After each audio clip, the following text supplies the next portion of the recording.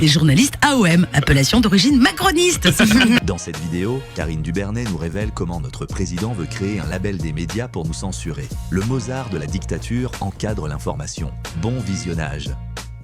Et pensez à vous abonner pour ne rien rater. Notre président est merveilleux, ses idées sont du miel et sa parole est sacrée, telle la vache brahmane devant lui, je me prosterne.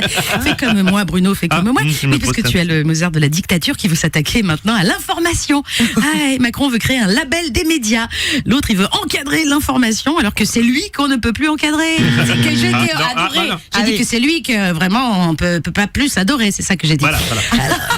Après tout, vous me direz, on choisit bien nos poulets de préférence AOC. Bah là, nos journalistes, pareil. Bientôt, ils seront bagués comme des pigeons voyageurs. Toi, tu les lâches à 18h, à 20h, ils reviennent avec un édito approuvé par l'Élysée.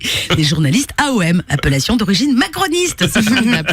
Alors, plus qu'un label, Bruno, évidemment, c'est un dressage. Hein. Le bon journaliste, on le sait, il fait... Couché. Voilà, ça, on l'a bien compris, hein, surtout depuis la farce Covid. C'est pardon, la franc-Covid. J'ai dit. Attention, hein. Oui, pardon. On va donc finir avec un Nutri-Score de la vérité. Catégorie A, les infos qui font plaisir au gouvernement, le service public TF1, BFM. Ouais. Catégorie B, B comme Bolloré, qui dérange pas, mais on fait semblant. Ouais. Catégorie C, complotiste, à savoir tous les autres, nous y compris. Ce qui est fou, c'est quand même que Macron veuille décider du vrai et du faux, alors qu'on l'a vu changer d'avis plus vite que Sarkozy de bracelet électronique. Hein. Alors après, c'est pratique, me direz-vous. Ouais, on saura vite quel média on peut vraiment écouter.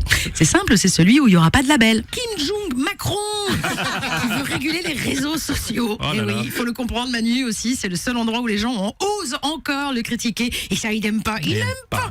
Donc après avoir dissous l'Assemblée nationale, maintenant, il veut dissoudre Internet. Je me demandais comme ça, je me disais, Macron, il serait pas atteint d'une forme aiguë de cerveau-entérite, hein, tu sais, non, parce que dès qu'il a une idée, c'est de la merde. Selon le président, donc on a tort d'aller s'informer sur les réseaux, c'est de la bêtise, il a dit. Du coup, sur X, moi j'ai tout de suite bloqué Macron. Il a raison, c'est bourré de fake news. Tous vaccinés, tous protégés, le chômage a baissé, Brigitte est une femme.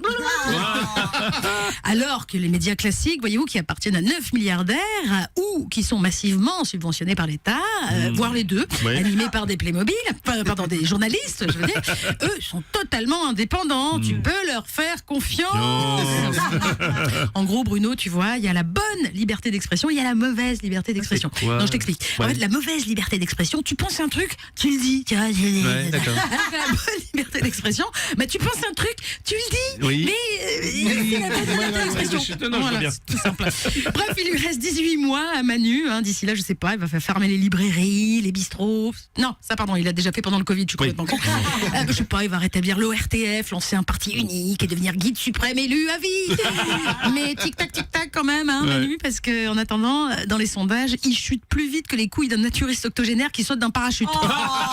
De l'image. Voilà.